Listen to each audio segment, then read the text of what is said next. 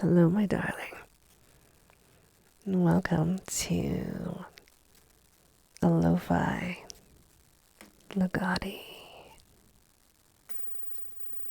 See if I can get this to light.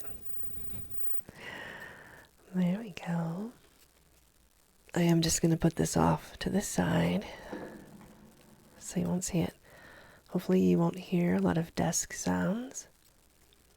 I am sitting a little farther back from my mic, and I'm reading from this book today because I actually have quite a migraine happening, so I wanted to share this with you and keep the eye strain down, I guess, yeah. So let's read together, yeah? This is the sticky note that I normally just have on my desk.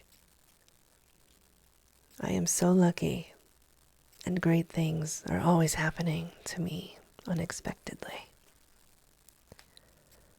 It's not a bad thing to just say to yourself regularly. Actually, let's bring it. Please ignore my hands. I was cleaning my office yesterday, and a little aside here, I actually slammed my hand. It's pretty swollen, and it's pretty dark. In fact, my fingernail popped off. Oh, anyway, here we go. I hope this will be enjoyable. I know this is a favorite for most of you, or a lot of you at least. So I'm going to try to do it justice like this, and if you hate it, we will return like a normal video. So here we go. Thomas Ligotti, Nethescurial. The Idol and the Island. I have uncovered a rather wonderful manuscript, the letter began. It was an entirely fortuitous find, made during my day's jury labors, among some of the older and more decomposed remains entombed in the library archives. If I am any judge of antique documents, and of course, I am, these brittle pages date back to the closing decades of the last century. A more precise estimate of age will follow, along with a photocopy, which I fear will not do justice to the delicate, crinkly script, nor to the greenish-black discoloration the ink has taken on over the years. Unfortunately, there is no indication of authorship, either within the manuscript itself, or in the numerous and tedious papers whose company it has been keeping, none of which seem related to the item under discussion. And what an item it is! A real storybook stranger in a crowd of documentary types, and probably destined to remain unknown. I am almost certain that this invention, though at times it seems to pose as a letter or journal entry, has never appeared in common print. Given the bizarre nature of its content, I would surely have known of it before now, although it is an untitled statement of sorts. The opening lines were more than enough to cause me to put everything else aside and seclude myself in a corner of the library stacks for the rest of the afternoon. So it begins. Amid the rooms of our houses and beyond their walls, beneath dark waters and across moonlit skies, below earth mound and above mountain peak, in northern leaf and southern flower, inside each star and the voids between.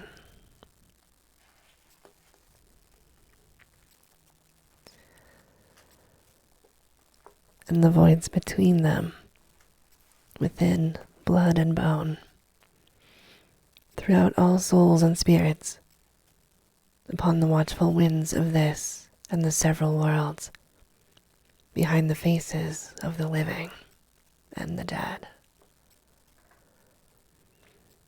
And there it trails off, a quoted fragment of some more ancient text. But this is certainly not the last we will hear of this rambling refrain. As it happens, the above string of phrases is cited by the narrator in reference to a certain presence. More properly, an omnipresence, which he encounters on an obscure island located at some unspecified northern latitude. Briefly, he has been summoned to this island, which appears on a local map under the name of Nethescurial, in order to rendezvous with another man, an archaeologist who is destined only as Dr. N, and who will come to know the narrator of the manuscript by the self-admitted alias of Bartholomew Gray. Dr. N, it seems, has been occupying himself upon that barren, remote, and otherwise uninhabited isle, with some peculiar antiquarian rummagings. As Mr. Gray sails toward the island, he observes the murky skies above him and the murky waters below. His prose style is somewhat plain for my taste, but it serves well enough once he approaches the island and takes surprisingly scrupulous notice of its eerie aspect. Contorted rock formations, pointed pines and spruces of gigantic stature, and uncanny movements. The mask-like countenance of seafaring cliffs, and a sickly, stagnant fog, clinging to the landscape like a fungus. From the moment Mr. Gray begins describing the island, a sudden glamour enters into his account. That sinister enchantment, which derives from a profound evil that is kept at just the right distance from us, so that we may experience both our love and our fear of it in one sweeping sensation. Too close, and we may be reminded of an omnipresent evil in the living world, and threatened with having our sleeping sense of doom awakened into full vigor.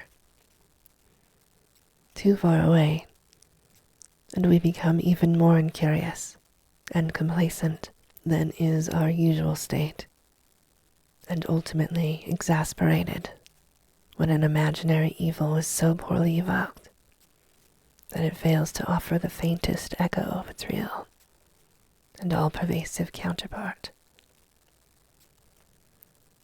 Of course, any number of locales may serve as the setting to reveal ominous truths.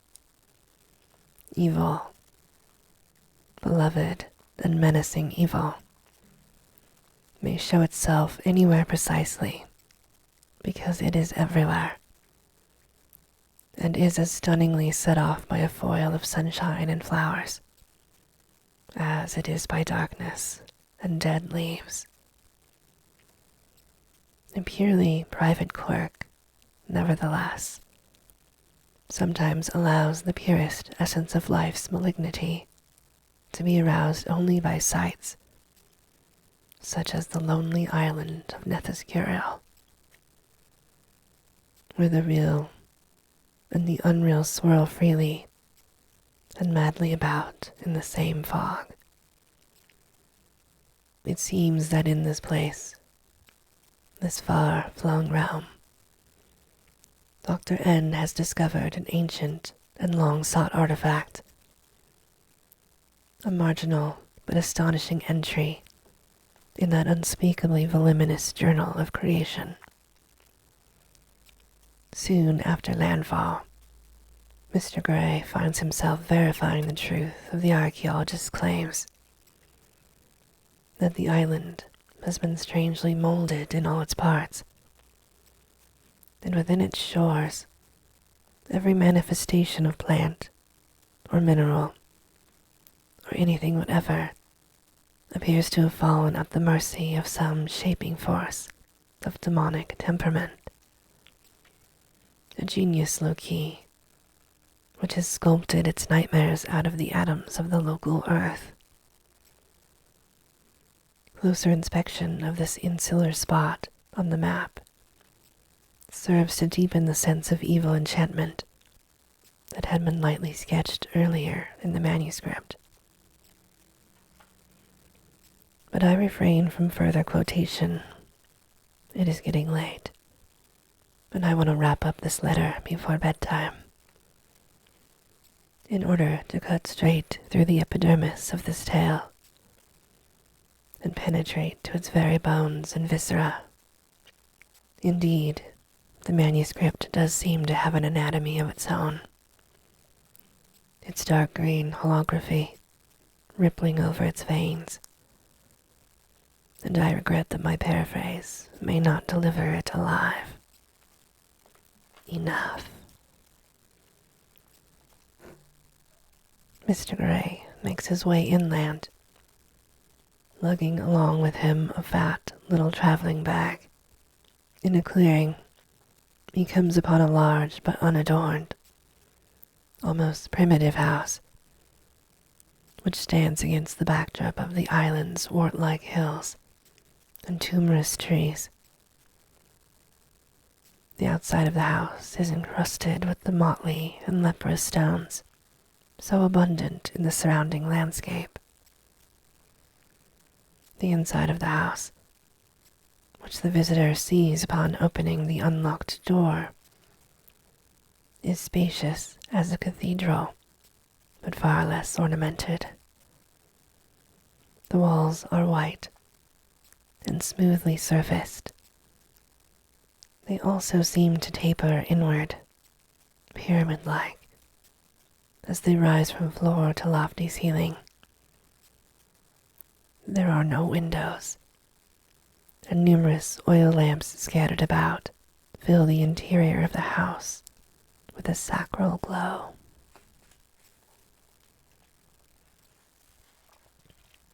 A figure descends a long staircase, crosses the great distance of the room, and solemnly greets his guest.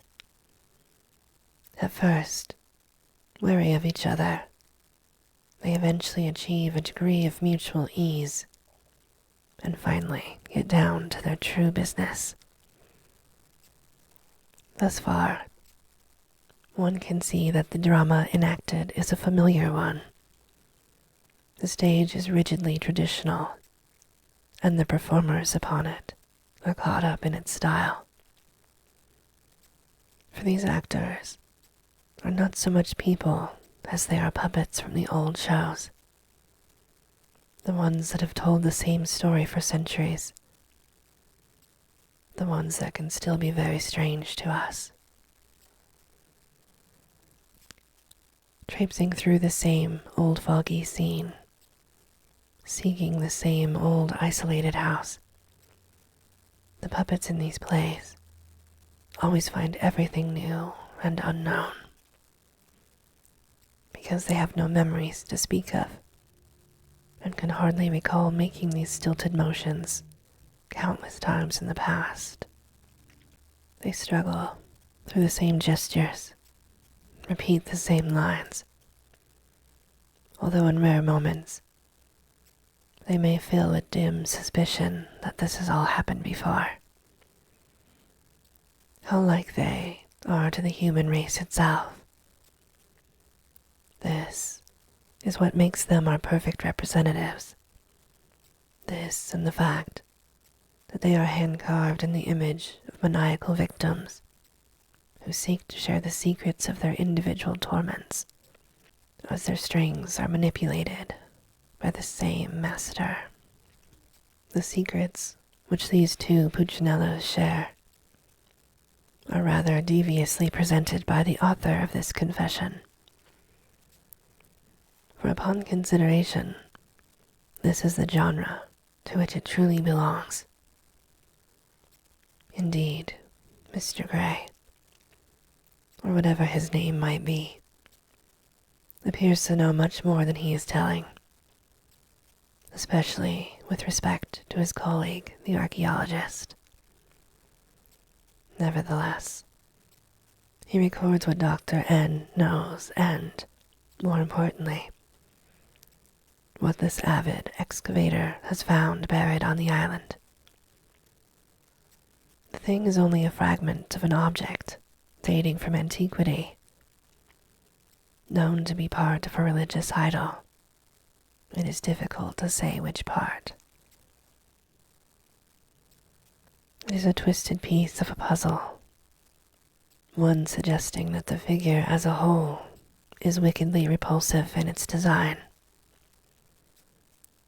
The fragment is also darkened with the verdigris of centuries, causing its substance to resemble something like decomposing jade. And were the other pieces of this idol also to be found on the same island? The answer is no. The idol seems to have been shattered ages ago, and each broken part of it buried in some remote place, so that its entirety might not be easily joined together again. Although it was a mere representation, the effigy itself was the focus of a great power.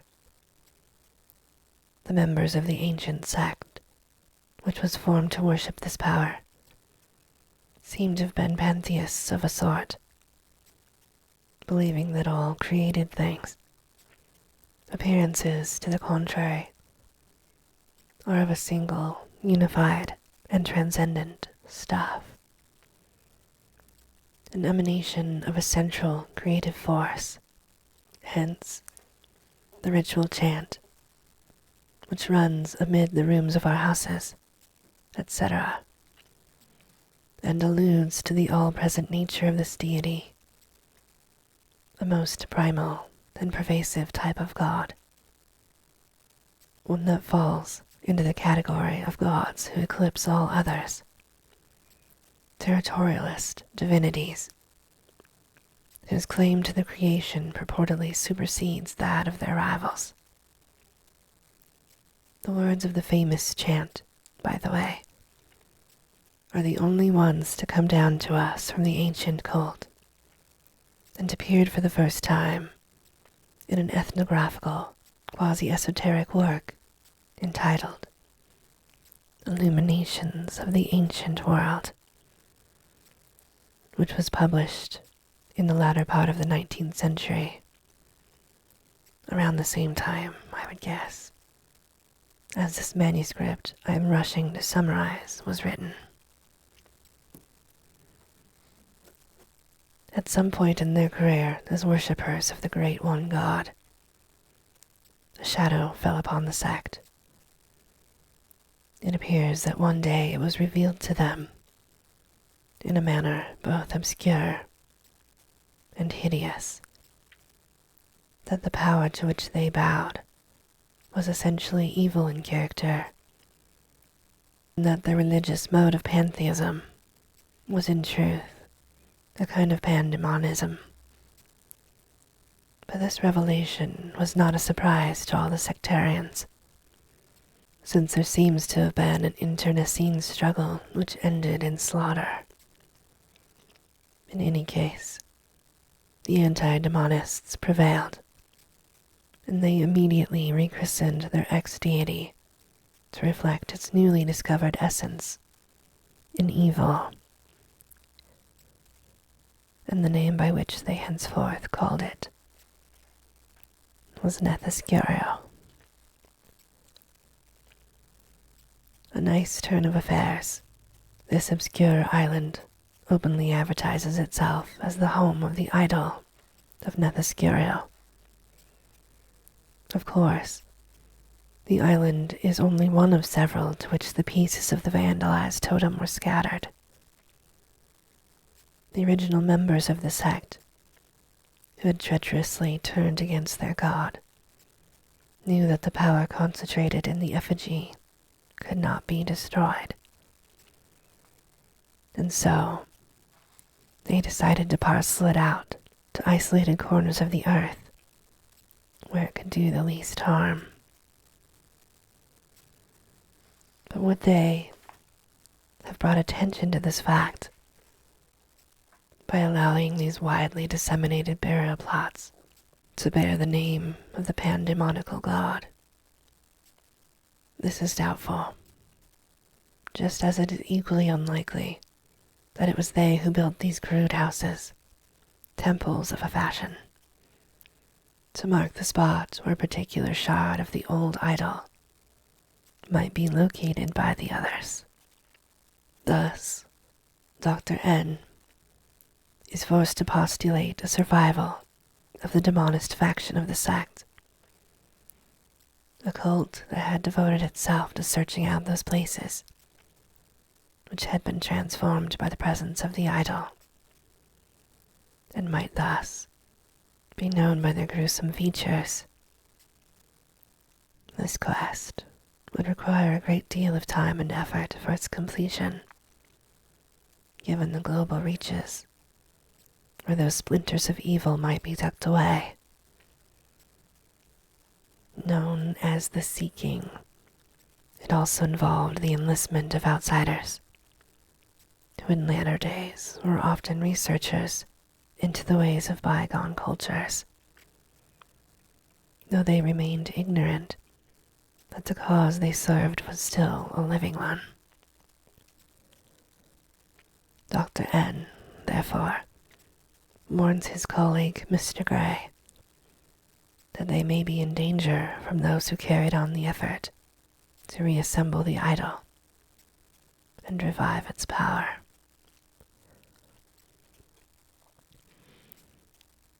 The very presence of that great and crude house on the island certainly proved that the cult was already aware of the location of this fragment of the idol. In fact, the mysterious Mr. Gray, not unexpectedly, is actually a member of the cult in its modern incarnation. Furthermore, he has brought with him to the island, bulky traveling bag, all the other pieces of the idol, which have been recovered through centuries of seeking.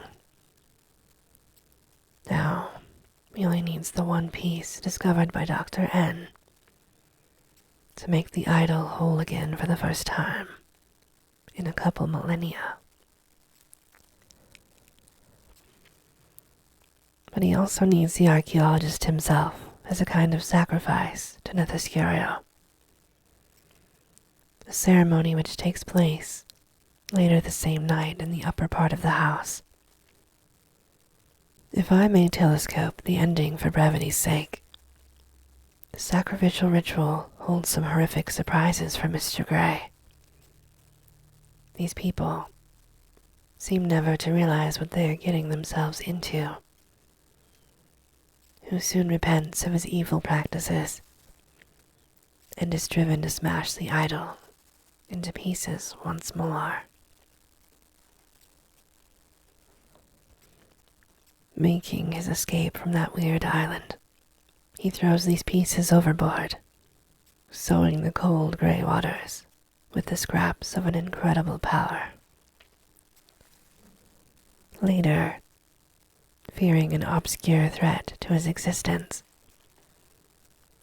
perhaps the reprisal of his fellow cultists, he composes an account of a horror which is both his own and that of the whole human race. End of manuscript. There is a little footnote here that says, except for the concluding lines, which reveal the somewhat extravagant but not entirely uninteresting, conclusion of the narrator himself. Now, despite my penchant for such wild yarns as I have just attempted to describe, I am not oblivious to their shortcomings. For one thing, whatever emotional impact the narrative may have lost in the foregoing precis, it certainly gained in coherence. The incidents in the manuscript are clumsily developed. Important details lack proper emphasis, and impossible things are thrown at the reader without any real effort at persuasion of their veracity. I do admire the fantastic principle at the core of the piece. The nature of that pandemonic entity is very intriguing. Imagine all of creation as a mere mask for the foulest evil. An absolute evil whose reality is mitigated only by our blindness to it. An evil at the heart of things, existing inside each star and the voids between them, within blood and bone, through all souls and spirits, and so forth.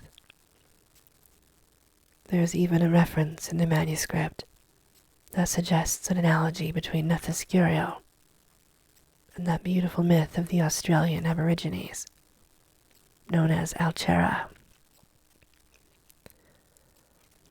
The dream time, or dreaming. A super reality, which is the source of all we see in the world around us. And this reference will be useful in dating the manuscript, since it was toward the end of the last century that Australian anthropologist made the Aboriginal cosmology known to the general public. Imagine the universe as the dream, the feverish nightmare of a demonic demiurge. O supreme Nethescurial. The problem is that such supernatural inventions are indeed quite difficult to imagine. So often they fail to materialize in the mind, to take on a mental texture, and thus remain unfelt as anything but an abstract monster of metaphysics. An elegant or awkward schematic that cannot rise from the paper to touch us. Of course, we do need to keep a certain distance from such specters as Nethescurial, and this is usually secured through the medium of words as such, which ensnare all kinds of menacing creatures before they can tear us, body and soul. And yet, the words of this particular manuscript seem rather weak in this regard, possibly because they are only the drab green scratchings of a human hand, and not the heavy mesh of black type. But we do want to get close enough to feel the foul breath of these beasts, or to see them as prehistoric leviathans, searching about the tiny island on which we have taken refuge. Even if we are incapable of sincere belief in ancient cults and their unheard of idols, even if these pseudonymous adventurers and archaeologists appear to be mere shadows on a wall, and even if strange houses on remote islands are of shaky construction, there may still be a power in these things that threaten us like a bad dream. And this power emanates not so much from within the tale as it does from somewhere behind it, some place of infinite darkness and ubiquitous malignity in which we may walk unaware. But never mind these night thoughts. It's only to bed that I will walk after closing this letter. Does this have multiple sections? Did I not realize? Puppets in the park. Oh, okay, there's 2 more sections. Here we go. Postscript. Later the same night. Several hours have passed since I set down the above description and analysis of the manuscript. How naive those words of mine now sound to me. And yet, they are still true enough from a certain perspective. But that perspective was a privileged one, which, at least for the moment, I do not enjoy. The distance between me and a devastating evil has lessened considerably. I no longer find it so difficult to imagine the horrors delineated in that manuscript, for I have known them in the most intimate way. What a fool I seem to myself for playing with such visions. How easily a simple dream can destroy one's sense of safety, if only for a few turbulent hours.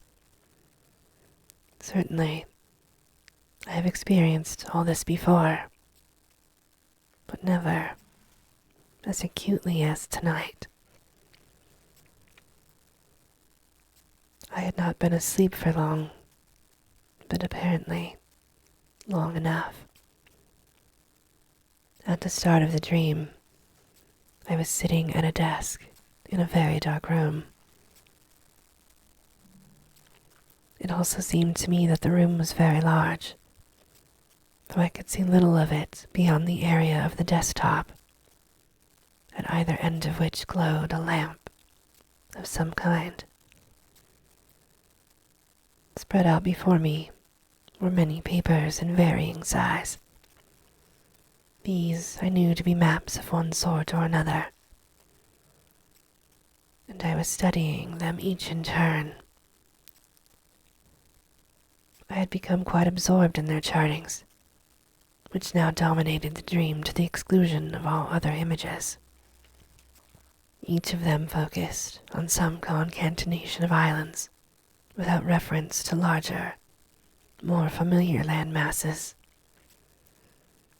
A powerful impression of remoteness and seclusion was conveyed by these irregular daubs of earth, fixed in bodies of water that were unnamed.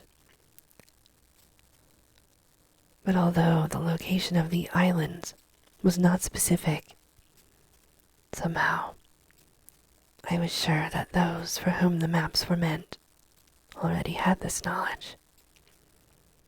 Nevertheless, this secrecy was only superficial, for no esoteric key was required to seek out the greater geography of which these maps were an exaggerated detail. They were all distinguished by some known language in which the islands were named. Different languages for different maps. Yet, upon closer view, indeed I felt as if I were actually journeying among those exotic fragments of land, tiny pieces of shattered mystery. I saw that every map had one thing in common. Within each group of islands, whatever language was used to name them, there was always one called Nethescurial. It was as if all over the world this terrible name had been insinuated into diverse locales as the only one suitable for a certain island. Of course, there were variant cognate forms and spellings, sometimes transliterations of the word. How precisely I saw them, still with the strange conviction that may overcome a dreamer. I knew these places had all been claimed in the name of Nethescurial, and that they bore the unique sign of something which had been buried there, the pieces of that dismembered idol. And with this thought, the dream reshaped itself. The maps dissolved into a kind of mist. The desk before me had become something else. An altar of coarse stone, and the 2 lamps upon it flared up to reveal a strange object, now positioned between them.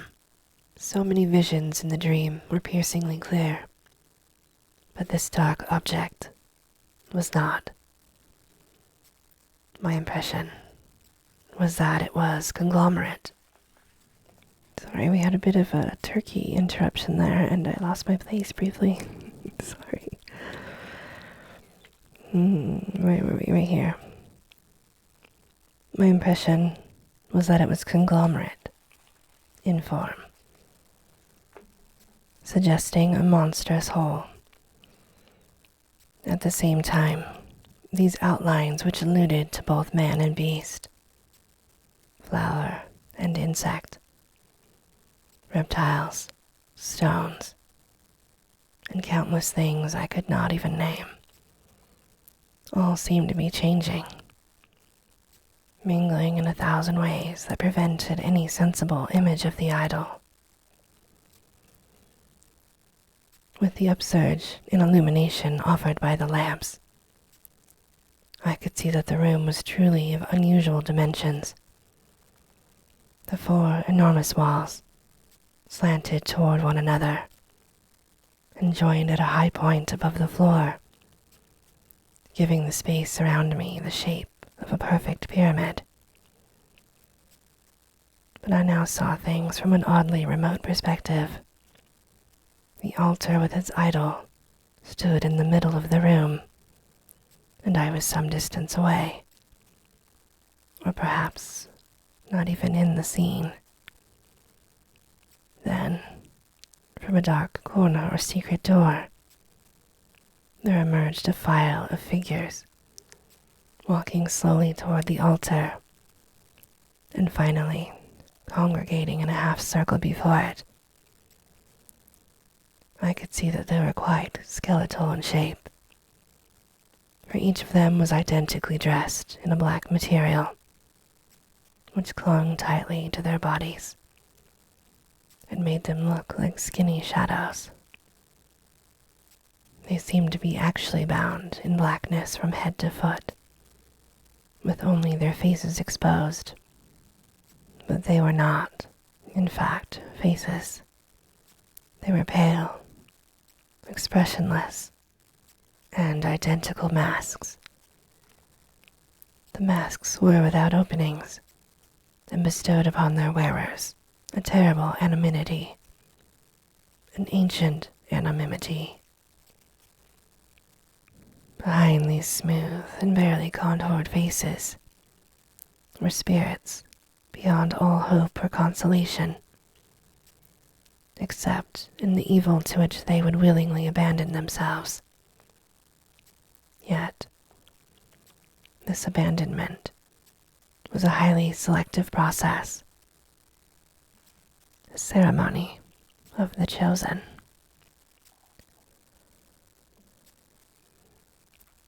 One of the white-faced shadows stepped forward from the group, seemingly drawn forth into the proximity of the idol. The figure stood motionless, while from within its dark body, something began to drift out like a luminous smoke. It floated, swirling gently, toward the idol, and there was absorbed. And I knew, for was this not my own dream, that the idol and its sacrifice were becoming one with each other. This spectacle continued until nothing of the glowing ectoplasmic haze remained to be extracted,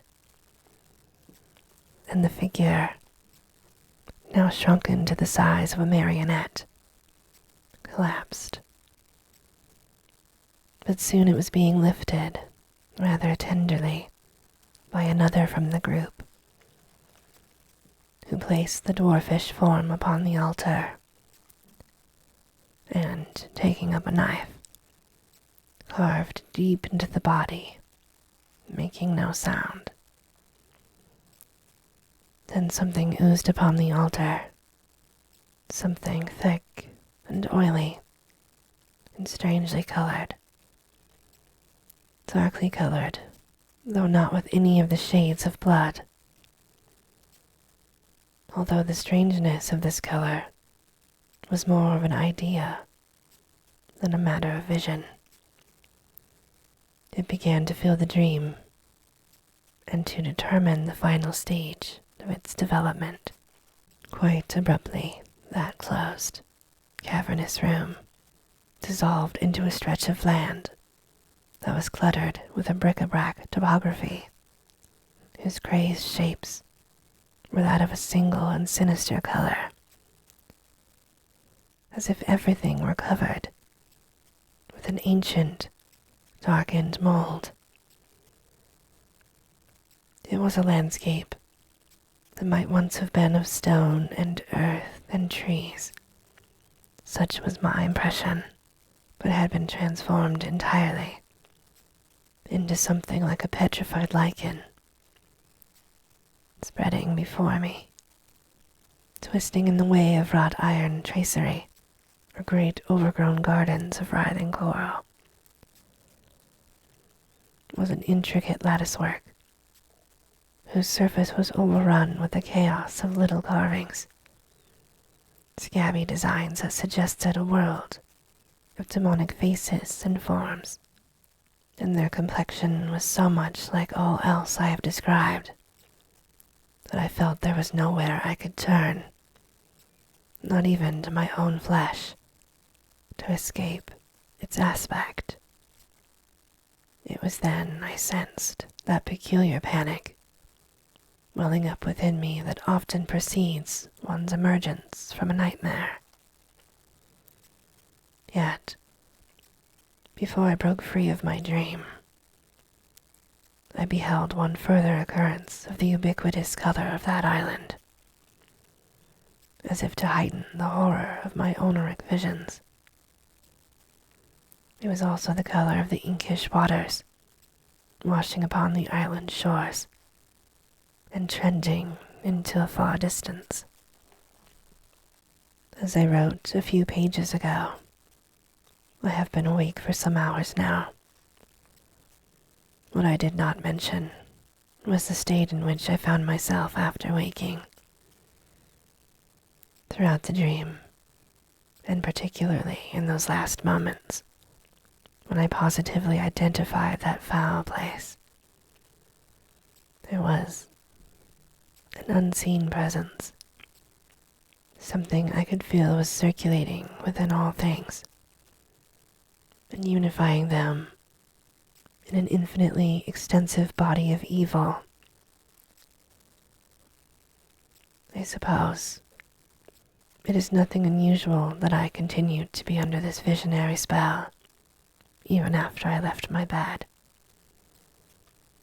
I tried to invoke the gods of the ordinary world, calling them with the whistle of a coffee pot, and praying before their icon of the electric light. But they were too weak to deliver me from that other whose name I can no longer bring myself to write. It seemed to be in possession of my house, of every common object inside, and the whole of the dark world outside. Yes, lurking among the watchful winds of this and the several worlds. Everything seemed to be a manifestation of this evil, and to my eyes was taking on its aspect.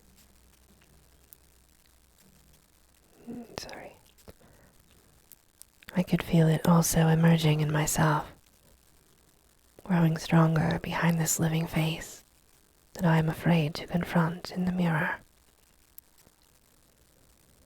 Nevertheless, these dream-induced illusions now seem to be abating, perhaps driven off by my writing about them. Like someone who has had too much to drink the night before and swears off liquor for life. I have forsworn any further indulgence in weird reading matter. No doubt, this is only a temporary vow, and soon enough, my old habits will return, but certainly not before morning. The puppets in the park. Some days later, and quite late at night. Well, it seems this letter has mutated into a chronicle of my adventures, Nethescurial. See, I can now write that unique nomen with ease. Furthermore, I feel almost no apprehension in stepping up to my mirror. Soon I may even be able to sleep in the way I once did, without visionary intrusions of any kind. No denying that my experiences of late have tipped the scales of this strange. I found myself just walking restlessly about. Impossible to work, you know. And always carrying with me this heavy dread in my solar plexus, as if I had feasted at a banquet of fear, and the meal would not digest. Most strange, since I have been loath to take nourishment during this time. How could I ingest even the least morsel, with everything looking the way it did? Hard enough to touch a doorknob or a pair of shoes, even with the protection of gloves. I could feel every damn thing squirming, not excluding my own flesh. And I could also see what was squirming beneath every surface. My vision penetrating through the usual armor of objects, and discerning the same gushing stuff inside whatever I looked upon. It was that dark color from the dream. I could identify it clearly now. Dark and greenish. How could I possibly feed myself? How could I even bring myself to settle very long in one spot? So I kept on the move. And I tried not to look too closely at how everything was scrawled within itself, and making all kinds of shapes inside there, making all kinds of faces at me. Yet, it was really all the same face, everything gorged with that same creeping stuff. There were also sounds that I heard, voices speaking vague words, voices that came not from the mouths of the people I passed on the streets, from the very bottom of their brains. Garbled whisperings at first, and then so clear, so eloquent. The rising wave of chaos reached its culmination tonight, and then came crashing down. But my timely maneuvering, I trust, has put everything right again. Here, now, are the terminal events of this nightmare as they occurred. And how I wish I were not speaking figuratively, that I was in fact only in the world of dreams, or back in the pages of books and old manuscripts. This conclusion had its beginning in the park, a place that is actually some distance from my home. So far had I wandered. It was already late at night, but I was still walking about, treading the narrow asphalt path that winds through that island of grass and trees in the middle of the city, and somehow it seemed I had already walked in this same place on the same night, that this had all happened to me before. This path was lit by globes of light, balanced upon slim metal poles. Another glowing orb was set in the great blackness above. Off the path, the grass was darkened by shadows. The trees swishing overhead were the same color of muddied green. After walking some indefinite time along some indefinite route, I came upon a clearing where an audience had assembled for a late night entertainment. Springs of colored lights had been hung around the perimeter of this area, and rows of benches had been set up. The people seated on these benches were all watching a tall, illuminated booth. It was the kind of booth used for puppet shows, with wild designs painted across the lower part and a curtained opening at the top. The curtains were now drawn back, and two clownish creatures were twisting about in a glary light which emanated from inside the booth. They leaned and squawked and awkwardly batted each other with soft paddles they were hugging in their little arms. Suddenly, they froze at the height of their battle. Slowly, they turned about and faced the audience. It seemed the puppets were looking directly at the place I was standing, behind the last row of benches. Their misshapen heads tilted, and their glassy eyes stared straight into mine. Then I noticed that the others were doing the same. All of them had turned around on their benches, and, with expressionless faces and dead puppet eyes, held me to the spot. Although their mouths didn't move, they were not silent, but the voices I heard were far more numerous than was the gathering before me. These were the voices I had been hearing as they chanted confused words in the depths of everyone's thoughts, fathoms below the level of their awareness. The words still sounded hushed and slow, monotonous phrases mingling like the sequences of a fugue. But now I could understand these words, even as more voices picked up the chant at different points and overlapped one another, saying, amid the rooms of our houses, across moonlit skies, throughout all souls and spirits, behind the faces of the living and the dead. I find it impossible to say how long it was before I was able to move, before I backed up toward the path, all those multitudinous voices chanting everywhere around me, and all those many colored lights bobbing in the wind-blown trees. Yet, it now seemed to be only a single voice I heard,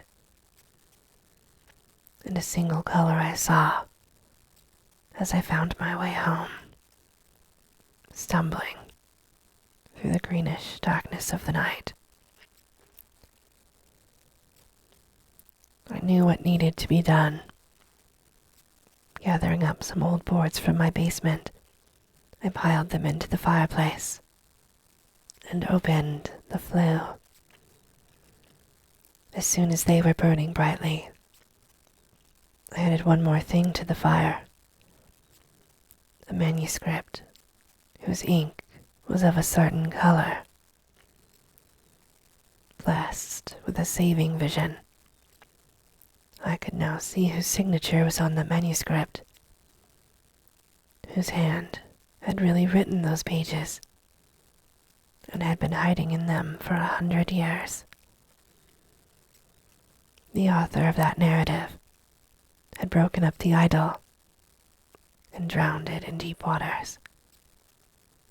But the stain of its ancient patina had stayed upon him. It had invaded the author's crabbed script of blackish green and survived there, waiting to crawl into another lost soul who failed to see what dark places he was wandering into. How I knew this to be true. And has this not been proved by the color of the smoke that rose from the burning manuscript and keeps rising from it? I am writing these words as I sit before the fireplace. The flames have gone out, but still the smoke from the charred paper hovers within the hearth, refusing to ascend the chimney and disperse itself into the night. Perhaps the chimney has become blocked. Yes, this must be the case. This must be true. Those other things are lies, illusions. That mold-colored smoke has not taken on the shape of the idol, the shape that cannot be seen steadily and whole, but keeps turning out so many arms and heads, so many eyes, then pulls them back in and brings them out again in other configurations. That shape is not drawing something out of me and putting something else in its place, and something that seems to be bleeding into the words as I write. But my pen is not growing bigger in my hand, nor is my hand growing smaller. Smaller. There is no shape in the fireplace. The smoke is gone. Gone up the chimney and out into the sky. And there is nothing in the sky. Nothing I can see through the window. There is the moon, of course, high and round. But no shadow falls across the moon. No churning chaos of smoke that chokes the frail order of the earth. It is not a squirming, creeping, smearing shape I see upon the moon. Not the shape of a great deformed crab, scuttling out of the black oceans of infinity and invading the island of the moon, crawling with its innumerable bodies upon all the spinning islands of space. That shape is not the cancerous totality of all creatures, not the oozing ichor that flows within all things. Nethescurial is not the secret name of the creation. It is not amid the rooms of our houses and beyond their walls, beneath dark waters and across moonlit skies, below earth mound and above mountain peak, in northern leaf and southern flower, inside each star and the voids between them, within blood and bone, throughout all souls and spirits, upon the watchful winds of this and the several worlds behind the faces of the living and the dead. I am not dying in a nightmare.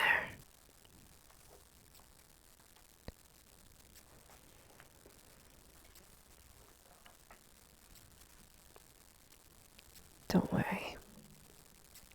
The candle is out. And this, my darling, ends our story time for today. As always, I hope that you have very sweet and creepy dreams.